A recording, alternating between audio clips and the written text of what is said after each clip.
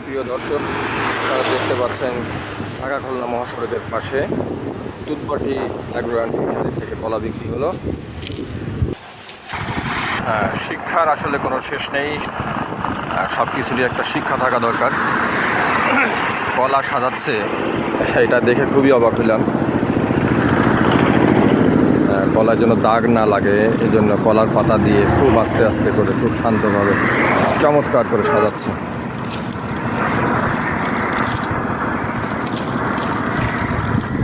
এই হলো ফার্ম।